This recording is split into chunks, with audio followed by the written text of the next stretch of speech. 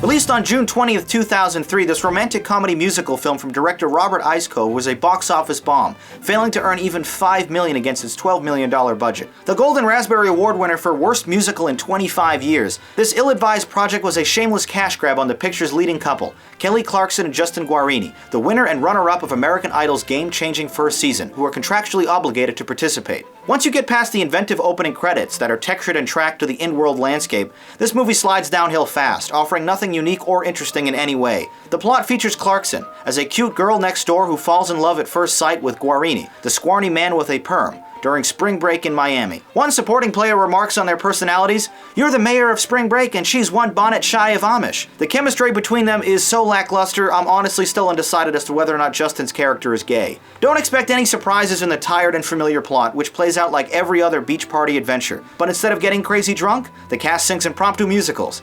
And instead of having wild promiscuous sex, they have poorly choreographed dance numbers. Do y'all give discounts to friends of the promoters? Cause I'm ready to party. Honey, I can tell by the wondering look in your eye. You're just a little boy with about 1,000 lines. And the girl you say is always on your mind. You just sit and watch me walk out of your life. While you talk a love, talk a sheet. You change your mind, like you change your sheets. And me, you're doing things that I don't like.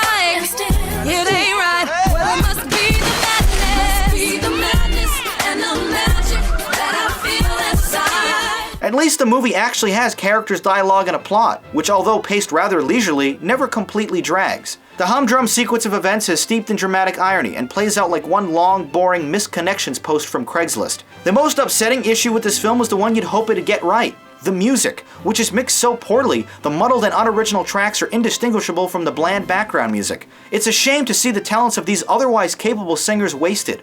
Only a passionate duet during the climax shows off Kelly's impressive range. And for that reason, this film is a disappointment to the only demographic that might consider watching it, die-hard fans of American Idol. Impressively, this PG movie originally held the record for fastest release to home video, just 29 days after its pathetic theatrical debut. The short 81-minute picture overstays its welcome with a giant, unnecessary, and generally obnoxious musical cover of That's the Way I Like It, which is embarrassing to watch. Overall, the movie is harmless fluff with no big mistakes in any of the technical categories. The movie is hardly one of the worst ever made, but it's also entirely forgettable. An uninspired, unrealistic, poorly executed waste of time, From Justin to Kelly is the antithesis of entertaining, but competent.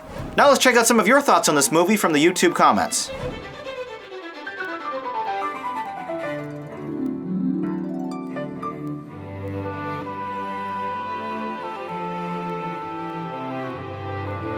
From Justin to Kelly on the Rate-O-Matic, a double 2.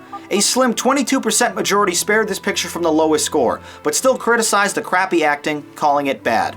Perhaps receiving far more hate than it deserves, this is nothing more than a pointless reality TV show spin-off that should have never existed in the first place. I thought it was bad too.